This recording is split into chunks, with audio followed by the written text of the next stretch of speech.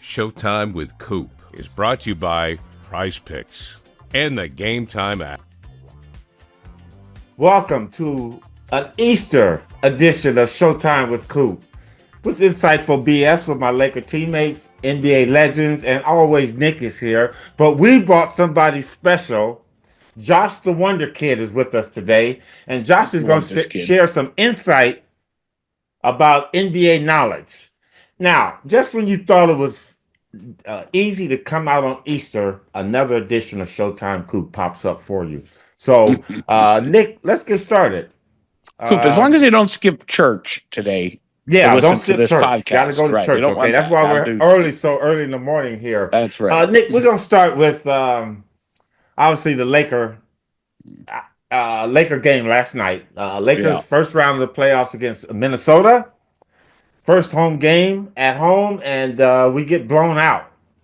Now, I'm gonna chalk this one up to the long layoff, because usually we experienced that several times in the 80s when you get a whole week off or 9-10 days off, and you just don't have that same energy that you had when the season ended. And I'm gonna chalk this one up. I had this series 4-1, Lakers gonna win in 5. But I expected us to win the 2 games. But you know what? This is a wake-up call. Minnesota played extremely well. They shot the ball well. Edwards and McDaniels, between the two, had 47 points. That's going to be a serious issue that they have to address. But I think they will. They'll come back on Tuesday, and they're going to get the win. Your thoughts, Nick? Coop, were you there last night? Just curious. I was there to hand the game ball. Now, some people say I'm left? a jinx, so they don't want me handling the game ball to the officials. I started that, so I'm going to stay away from that. But yes, I was there for a moment. I think and I want to hear Josh on this as well. The biggest concern, if I were a Lakers guy, would be the more these early rounds stretch them to 6 and 7 games, Luka's going to be gassed by the conference finals. LeBron is going to be flopped out by the conference finals, and I don't see them going too far. They've got to eliminate these early round teams, the first round and the semifinals, fast. 5-6 games tops. They could still do that with Minnesota. And if they do that, I think they have a good opportunity to get to the finals if they catch that nice kind of run they had late in the season after the Luka trade. Fresh opinions on this, Josh? What are your thoughts? Well, first of all, I'm going to start by reminding everyone that Michael Cooper relied on being one of the most extraordinarily conditioned athletes in any sport at any time. Fact. By some of the most uncompromising defense ever witnessed in the annals of NBA history, to station himself in a squad position to 5 NBA All-Defensive First-Team selections, including in 4 of the 5 championship seasons for he and the Showtime Lakers. He established himself on June 14th, 1987 as the very first NBA Defensive Player of the Year recipient to have concluded an NBA Defensive Player of the Year season with a championship victory. Since the award was first established in 1982-83, he proved to be the defensive cornerstone for a championship powerhouse that proved to be a most critical juncture for the NBA's survival and meteoric rise in popularity. And that's why he was enshrined into the Naismith Memorial Basketball Hall of Fame on October 13, 2024, and his jersey number 21 was immortalized in the Laker rafters on January 13th, 2025. This is a test to see how well conditioned they are.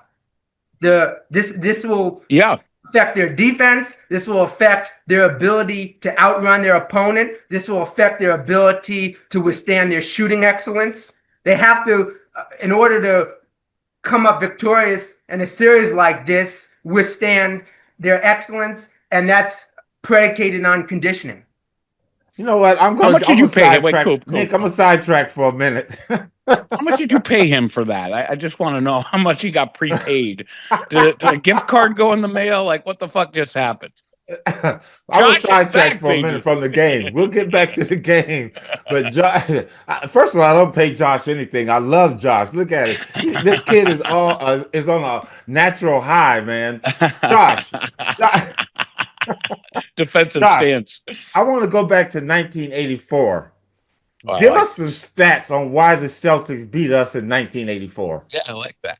Well, first of all, that marked the second of 5 circumstances that you were placed on the NBA All-Defensive First Team. You were placed on the NBA All-Defensive First Team in 1981-82, 1983-84, 1984-85, obviously 1986-87. You established yourself as the first NBA Defensive Player of the Year recipient to have concluded an NBA Defensive Player of the Year season with a championship victory. And then again in 1987-88, you were placed on the NBA All-Defensive First Team.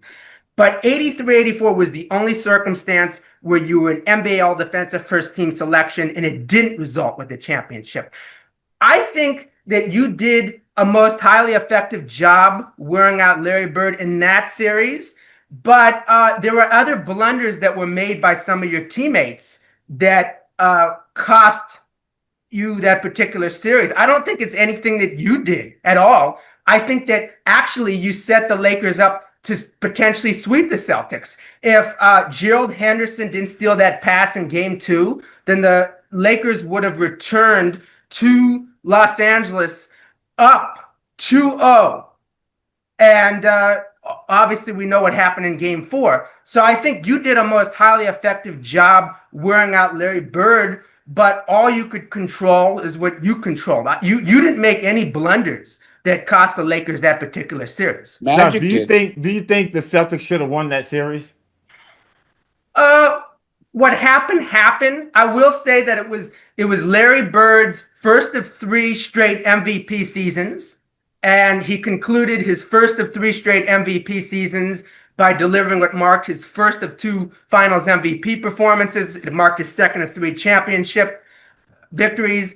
The truth is that it was arguably the most versatile superstar athlete in NBA history, going up against arguably the most uncompromising perimeter defender in NBA history, in you. Mm-hmm.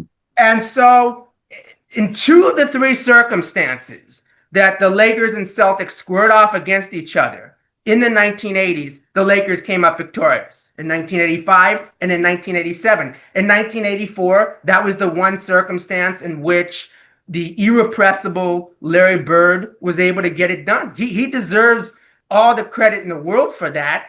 Let me just break down Larry Bird for a second. He relied on his ferocious spirit to maximize his potential on the glass and do an ever so aggressive job rebounding the basketball. He was a highly effective catalyst of a fast break, and he was also a highly effective orchestrator of a fast break. His extraordinary basketball IQ and his creativity made him one of the most spectacular highlight reel assist makers in NBA history. He was irrepressible in fast break sequences. He was irrepressible in the half court. He was one of the most unstoppable scoring threats in NBA history. He was a consummate one-on-one player. He was equally effective harmonizing in a team offense. He was unstoppable with his back to the basket. Definitely one of the most irrepressible post players in NBA history. He was an ever so aggressive offensive rebounder. He was formidable on defense. He did make one of the most unforgettable clutch defensive plays in NBA history in the pivotal Game 5 of the 1987 Eastern Conference Finals against the Bad Boys. He did it all. You have to remember who you were going up against. You did the most hard-nosed job that you could do, and the byproduct is that in 2 of those 3 circumstances, the Lakers came up victorious over the Celtics. In one of those 3 circumstances, the Celtics won. But you absolutely supplied some of the most uncompromising defense ever witnessed in the annals of NBA history. Can I add to that? Let me add to that, which that was spectacular, Josh. I almost want you to repeat it exactly how you just did, and I'll sit through it all again. But I want to add to that one thing you might have, I don't think you missed it, but emphasize Larry Bird in those finals matchups against the Lakers. He was never neutralized, but he didn't give us any 38 pointers, 35 pointers, 40 pointers. Everything was in the 20s, and that's because of the man on this Zoom call right now. But Bird, and I think Coop would agree, was exceptional at taking over a game without shooting a shot. And that's what I think he really, really did. Taking away the the McHale clothesline, the toughness. I think two things, and I could be wrong. I watched, but I wasn't at the Forum or the Garden for those games. So two things, I think. One was Larry Bird's ability to still control a game while being neutralized from the offensive end of the court shooting-wise by Coop. And number two, I really think in 84, the Lakers were still haunted by the Celtics mystique. And I think in 85, once they busted through that, all Celtics fans, and especially after Len Bias died, all Celtics fans were like, oh, fuck. Because the Lakers in 87 were as good as the Celtics in 86. But somehow the Celtics took the Lakers to 6 games. Even without a bench, without Len Bias, without Cedric Maxwell, without Bill Walton, without any of the – I mean, they did it really with 5-6 guys. And the Lakers had a deep bench. Well, absolutely. It was two of the most formidable teams in NBA history squaring off against each other. But one thing that I have to remind you of, and you know that I'm going to bring this up, but Bill Sharman, who's I knew it was. I was waiting for Bill Sharman. was immortalized in the Celtics rafters on October 15th, 1966. He proved to be the one and only constant part of the first 11 of the Lakers championships in Los Angeles in various capacities. Bill Sharman had a more enduring effect on professional basketball than any other figure in history. He's achieved and under-discussed championships in 5 different respective capacities. He drafted Michael Cooper, he drafted Irvin Magic Johnson, etc. But it's because he was the Laker championship framework provider, he provided the blueprint that enabled the Lakers to eventually get over that hump and defeat the Celtics. And it was the first time the Lakers ever defeated the Celtics in the NBA World Championship Series, following 8 previous final series losses historically to their arch rivals. And since then, beginning with 1980-45, the Lakers and Celtics have squared off in the NBA Final Series in 1985, 1987, 2008, and in 2010. And in 3 of those 4 circumstances, now the Lakers have come up victorious over the Celtics. No, I won't take that away from you. Coop, now you've heard all this. You got to give some reactions here. I mean, come on. Well, first of all, Nick, 2 guys who didn't stop all that crying. 2 guys who didn't shoot a shot. All you're doing is crying, okay? Take your tears somewhere else, man. Them alligator tears. Josh, you are absolutely amazing. You have a plethora of information to give out. And I like living in the past a little bit because it makes me feel younger. But we're going to get to today's game. Again, going back to the Lakers loss in here 2025. We're back up to speed, Nick. Celtics play tonight, but the Lakers are going to win that series. I'm going to wrap that one up real quick. All they have to do is get to those 3-point shooters, get a little bit more offense. I think Luka dominates the ball a little bit, and I think LeBron definitely deferred to him, but I think LeBron's going to have to come out and start playing, and they just have to get their rhythm. I think they're going to, obviously, you go back to the drawing board, look at what you did well, look at what you didn't do well, and make the adjustments, win this game Tuesday, and then you got to go up to Minnesota, and I think the Lakers are going to take both those games up there. The bigs, or the lack of bigs for LA, does that worry you? Say that again? The lack of bigs. I mean, Minnesota just towers over you guys. No, that doesn't bother me. LeBron plays big. I mean, when the Lakers go small ball, the so-called small ball, LeBron is still a big player out there on the court. You know what? Everybody questions when you lose. Okay, you don't have this, you don't have that. The Lakers are a good team. I believe they're gonna make it to the Western Conference Finals. They're gonna beat OKC or whoever ends up there, and then we're gonna get ready. And we are just praying. We're hoping. We're wishing. The league wants it. We want them fucking Boston Celtics to be there so we can bust that ass and tie this championship thing up at 18. But we're traveling, Coop. If it's the Celtics-Lakers finals, man, we're traveling. You're coming out here. I'm going out there, bro. One time we'll do that. I'm going to pay for Josh to come with me. Josh is coming there and give me the rundown on the statistical situations that's going on that's going to even the series of We're going to get championships. Josh and Coop in the Boston Garden for a Lakers finals game. So you know what? You guys better be rooting for the Celtics. I know you are because you're traditionalists and we all want to see a Celtics-Lakers finals. I do so bad because Actually, I'm not rooting for the Celtics. I know the I'm Celtics rooting will for the kill Cavaliers because I want them upset to tarnish their championship from last year. I'm hating right now, Nick. I'm hating big time, baby. It's okay because I hate on LeBron every episode, which I'm going to do right now. I'm gonna throw this back to both of you guys. Have you both heard the Isiah Thomas comments about LeBron warming up shirtless and coming out looking unprofessional? Yes. Agree, disagree? Go ahead, Josh. I'm going to let you go first, actually. Oh, he's going to wait for your answer, Coop. No. Yeah.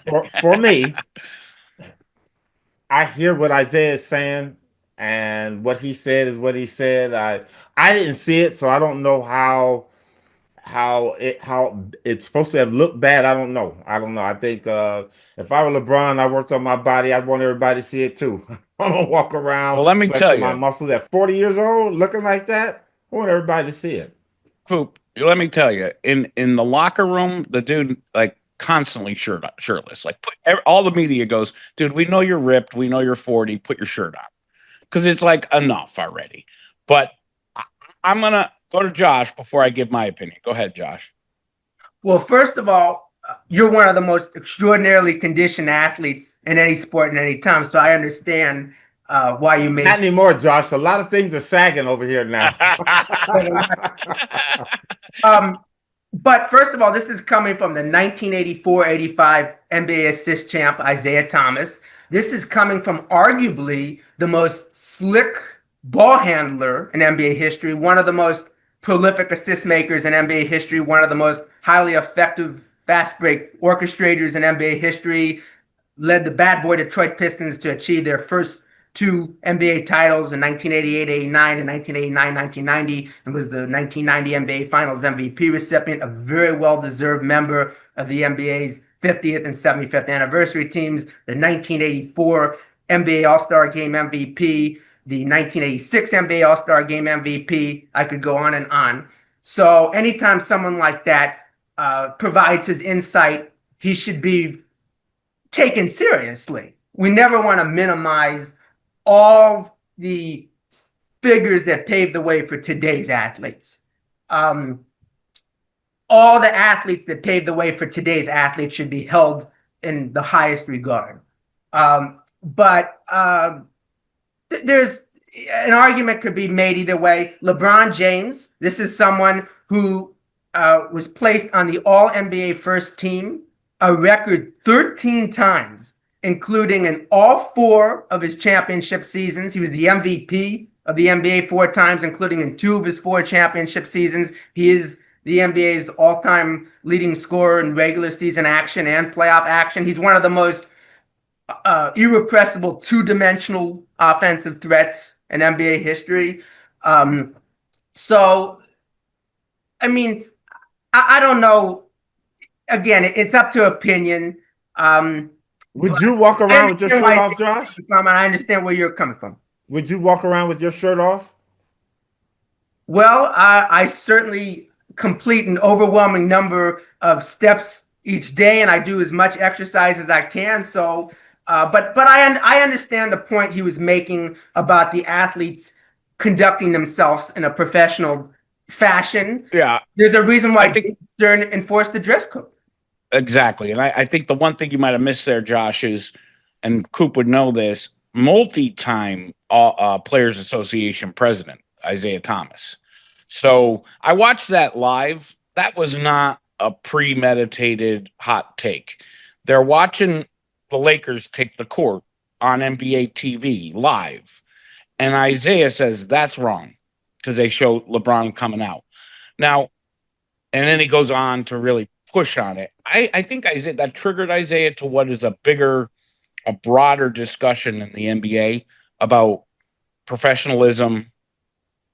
I know the coach's dress code, I know for a fact, drives Isiah Thomas insane. he wants them back in suits. I do too, to be honest with you. I think it looks silly. They're in pajamas on the sidelines. It gives a unprofessional feeling to the entire game presentation. I mean, I love the days of debating the Lakers and the Pistons on the court while debating what Chuck Daly and Pat Reilly were going to wear the next game and who was going to look more cool, and that was all part of it. So I think and I'm not speaking for him, but I think what Zeke was saying was, we got a bigger issue here. Adam Silver needs to take care of. And that's like, we're getting paid multi-millions of dollars. Let's dress like professionals, behave like professionals. To me, LeBron coming out shirtless, care less. It's another chance for him to bring the camera to himself and get more publicity. The guy is premeditated in everything he does. It's annoying to people who aren't fans of his, but it is what it is. I don't care if he comes out in boxer shorts and shoots around. Just enough is enough. But Isaiah's point is taken, and this is at least a three times, Coop, president of the Players Association, Isiah. So, he has an eye for that, and I think he sees the face of the NBA coming out into the crypto looking that way. I don't mind it so much. Our players don't do it. They're proud to wear the Celtics uniform in front of their fans. They don't need to show off their bodies. Everybody knows they're jacked, right? So LeBron just still needs to grow up 40 years later. Well, I understand what you're saying, but I'm going to come to the defense of the coaches. The casualness of dress started back in COVID when they had when they broke everything down. So that's when everything went away. Suits, but I also am a fan of casualness. And the coaches, as long as they look good over there on the side, and I mean, everybody, and all teams, everybody's wearing the same thing. It'd be different if 5 people are wearing this and 3 people no, but they're all dressed the same. So the dress code doesn't bother me right now. This isn't parochial school. More casual because as a coach, you're up, jumping, you're moving, and you want to feel comfortable. Sometimes when you got a suit on, it's too tight, and you want to look good, but you can't address the pressure with the suit on. So again, for me, doesn't matter one way or the other. I like the way as long as the coaches all look the same. But would I say go back to suits? I would say that, but again, think about like Larry Brown, Hubie Brown, Doug Moe, some of these guys who dressed like crazy too. And then you had Reilly and you had Daly, who were just GQ. I mean, it was a separate part of the game that, to a certain degree you're going to laugh at me, but like middle-aged women, and I'm pointing at myself because my mother loved the NBA because of Pat Reilly. Now, in my house, we fucking hated that because we were Celtics fans, but she loved Pat Reilly. It brings, middle-aged women into the equation more too. I don't know. I think it's an overall, and you bring up COVID, Coop. I think COVID started a lot of the nonsense that has seen the ratings dip as far as they had this season. And slowly they're starting to pull back on some of that. And I think Isiah might be sending a shot across the bow to Silver to say, this is something you've really got to deal with, because a fan who's sitting at home is always going to say, I make $40,000 a year. They make $40 million. Why are they in sweatsuits? They're always going to say it. That's just it. You want your doctor to wear a suit and tie, and your lawyer, you want your coach, your professor to wear a suit. That's my opinion. I'm a nobody. And I'm sure they'll tell me in the comments, Coop. We can debate this one all day long, but we have a little bit of time on this Easter Sunday, so we're going to move on. But again, staying with the coach's theme. First of all, you listen to Showtime with Coop. We sponsored by who, Nick? Today's Game Time.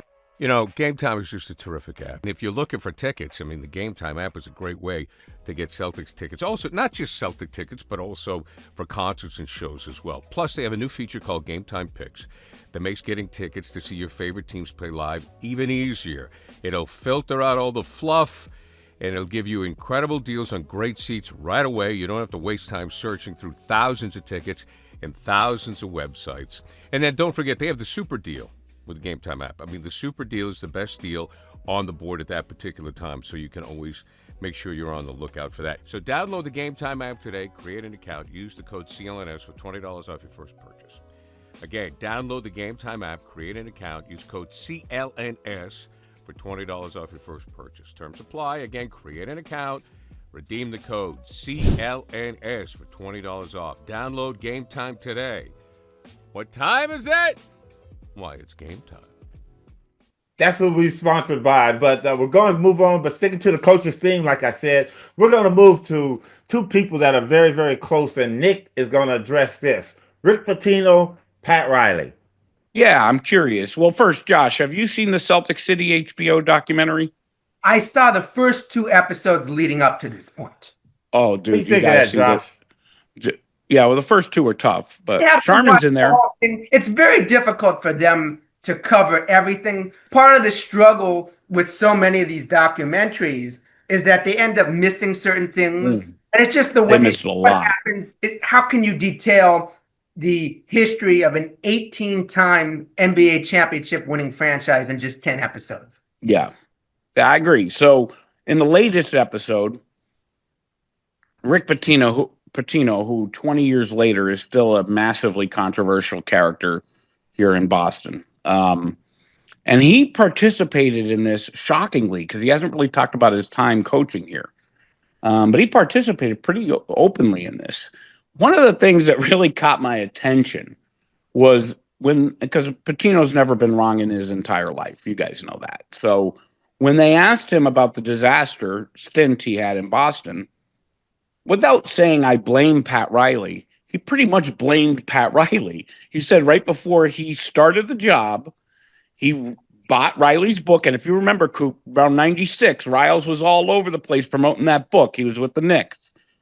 And he said he took it too seriously, Reilly's strategy, in controlling every aspect of the organization.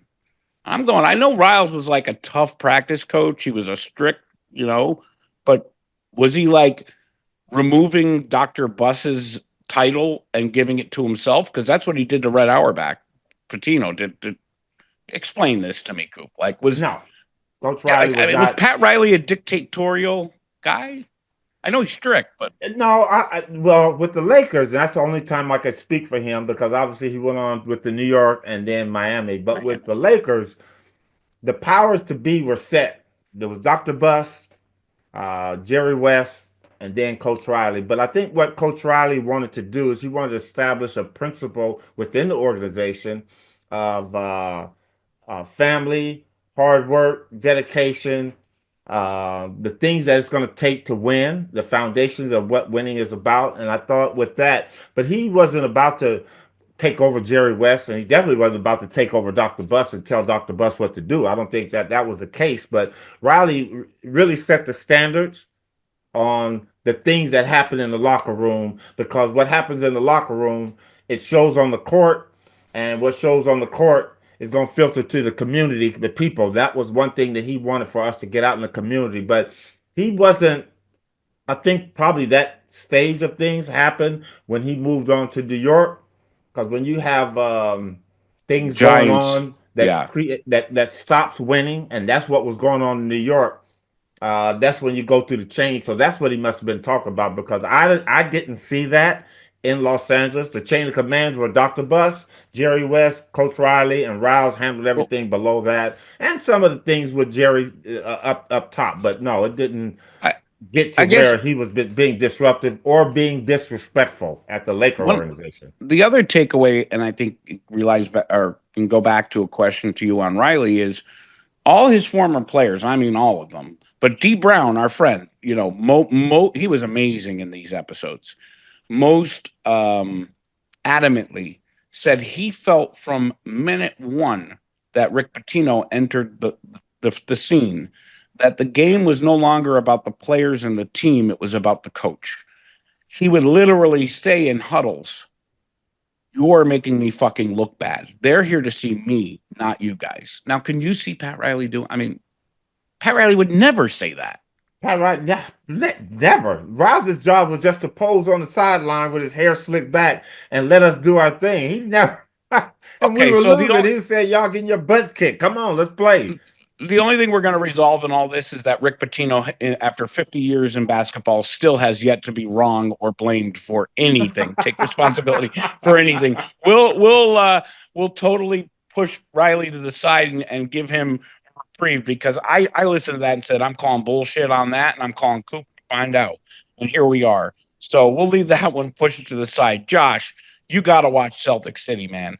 Once you get into the 80s, it's all Lakers, baby. And 87, my favorite episode is episode 6, when the Celtics lose to the Lakers in 87.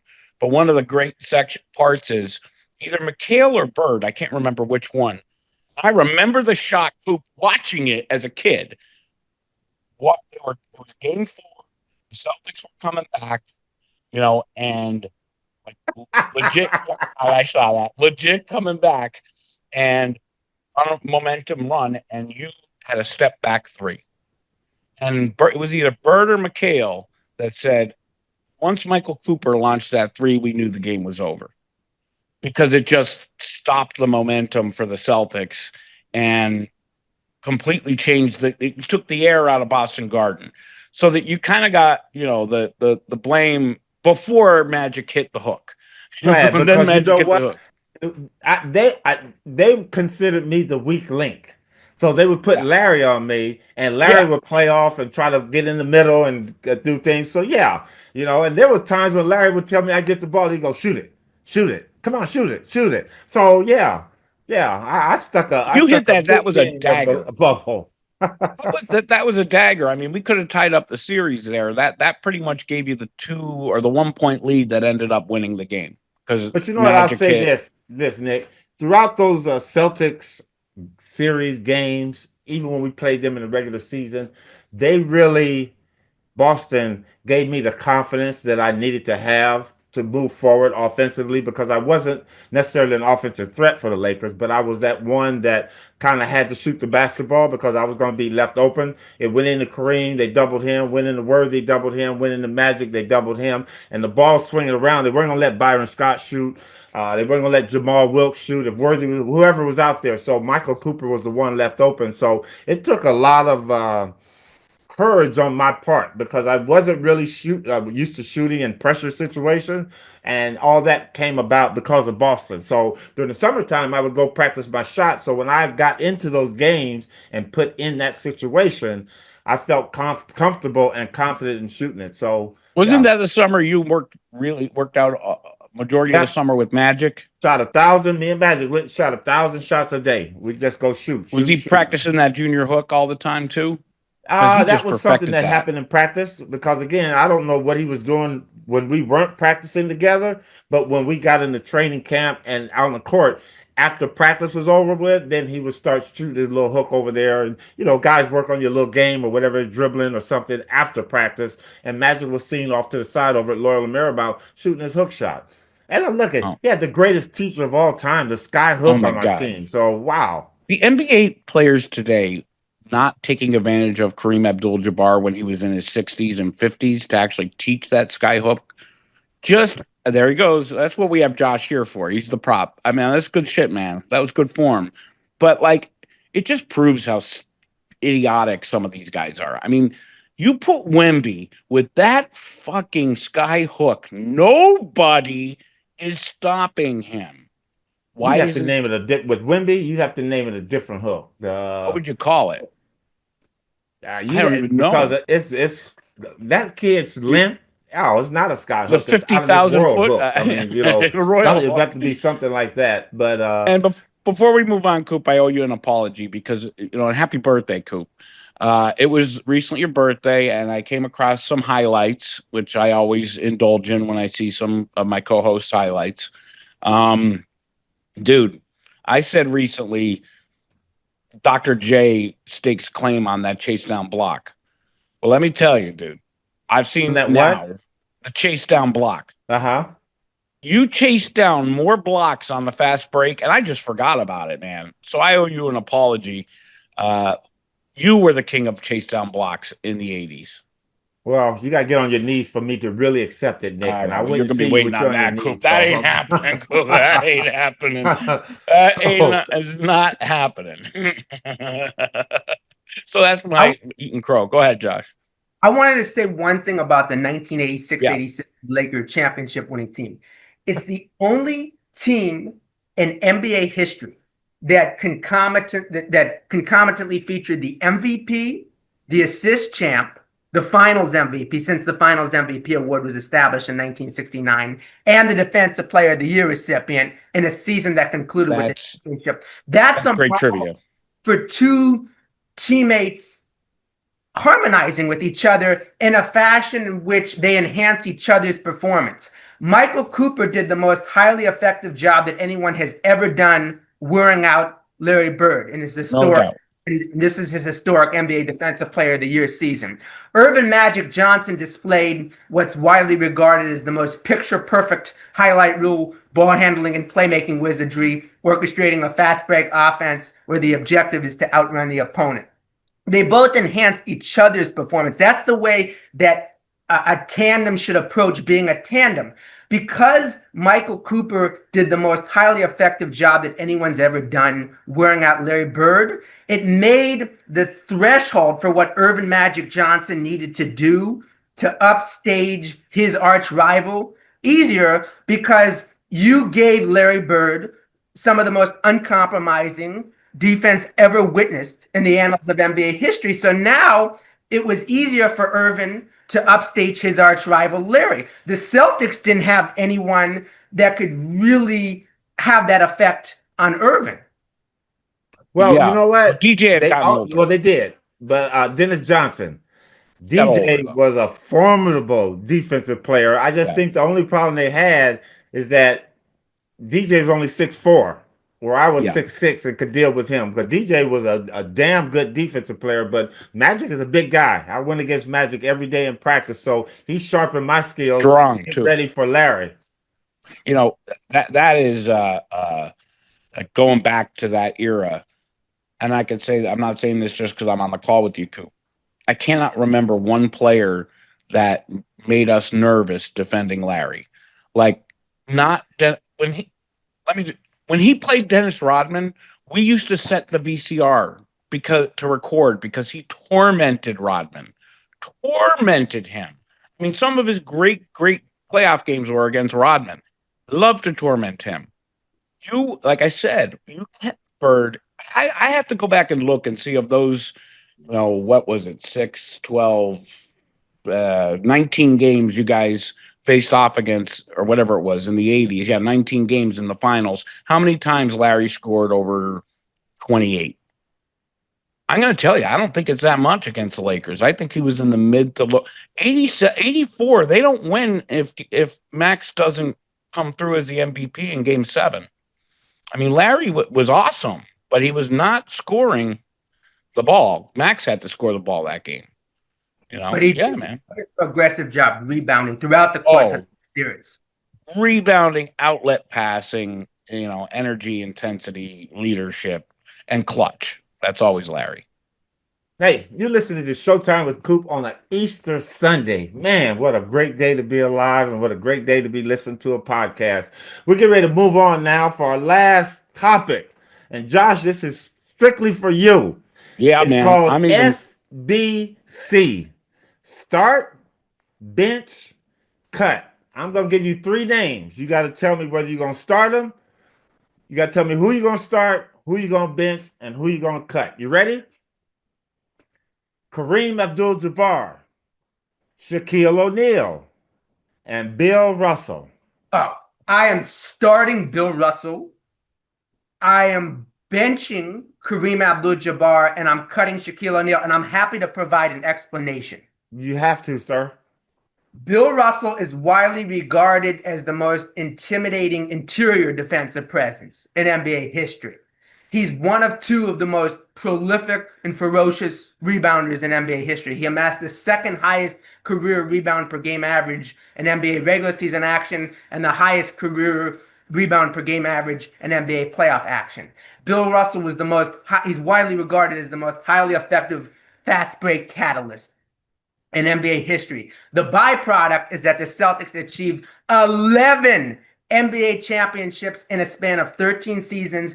And Bill Russell was a model of excellence, that when one does what's in the best interest of their team, they reap the rewards. The ultimate individual accolade comes their way. Bill Russell was the recipient of the NBA MVP award 5 times, including in 4 of his 11 championship seasons. Bill Russell and Michael Jordan are tied for having amassed the highest number of MVPs in seasons that concluded with the championship. They each amassed the second highest number of MVPs, 5. Kareem Abdul-Jabbar amassed a record 6. But Bill Russell and Michael Jordan amassed the highest number of MVPs in seasons that concluded with the championship. The Finals MVP award was named in Bill Russell's honor. And Bill Russell was the first of those. Him and Kareem. Bill Russell was the recipient of the Presidential Medal of Freedom in 2011, Kareem Abdul-Jabbar in 2016. Bill Russell approached the game the way that it's intended to be approached, and he was the model of excellence for how a center should approach their position. And that's why you start Bill Russell. Why are you benching Kareem? Kareem Abdul-Jabbar had what's widely regarded as the most irrepressible scoring weapon that a superstar athlete ever relied on as the focal point of their scoring repertoire. And he did achieve a record 6 NBA MVPs in 1970-71, 1971-72, 1973-74, 1975-76, in the event of his team missing the playoffs, 1976-77, and then again in 1979-1980. But what I'll tell you is that one of the most fundamental ways in which a center affects the game is rebounding. And Bill Russell, like I stated, he amassed the second highest career rebound per game average in NBA regular season action, but the highest in playoff action. And he was the most highly effective fast break catalyst in NBA history. That's what he's widely regarded as. Kareem led the NBA in rebounds just one time in 1975-76. So I would, in that circumstance, I would start Bill Russell. I would bench Kareem, because rebounding really is so fundamental to the production of championship success. And why are you cutting Shaq?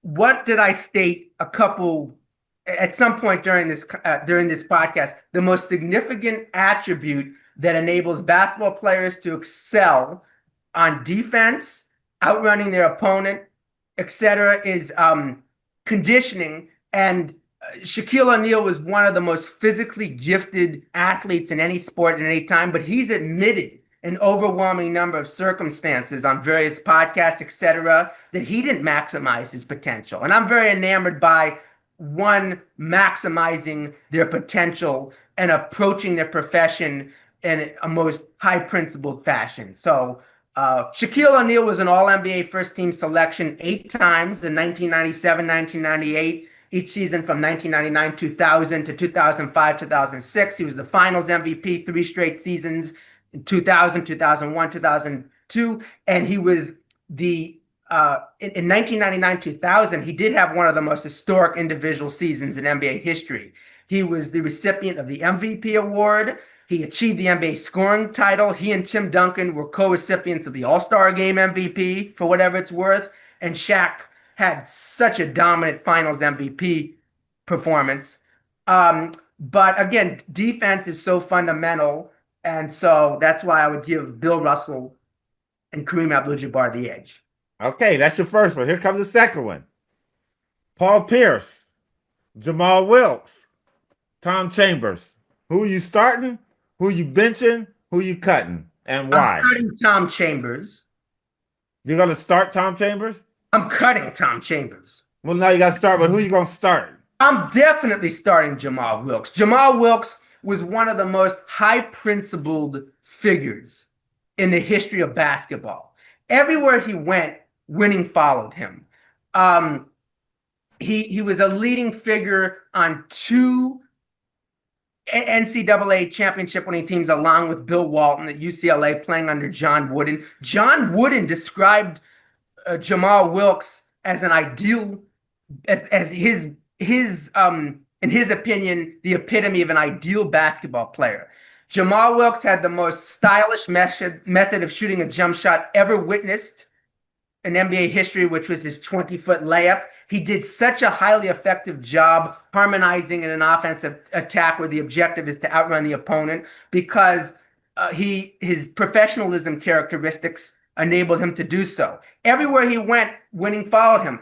He established himself as one of only 2 NBA Rookie of the Year recipients to conclude an NBA Rookie of the Year season with a championship victory in 1974-75. That is since the BAA and NBL merger of August 3rd, 1949. Tom Heinsohn was the first NBA Rookie of the Year recipient to conclude an NBA Rookie of the Year season with a championship victory, and Jamaal Silk Wilkes was the second NBA Rookie of the Year recipient to conclude an NBA Rookie of the Year season with a championship victory. Then he kickstarted the Showtime Laker championship dynasty, and he epitomized the substance that defined the Showtime Lakers, given how silky smooth he was in fast break sequences.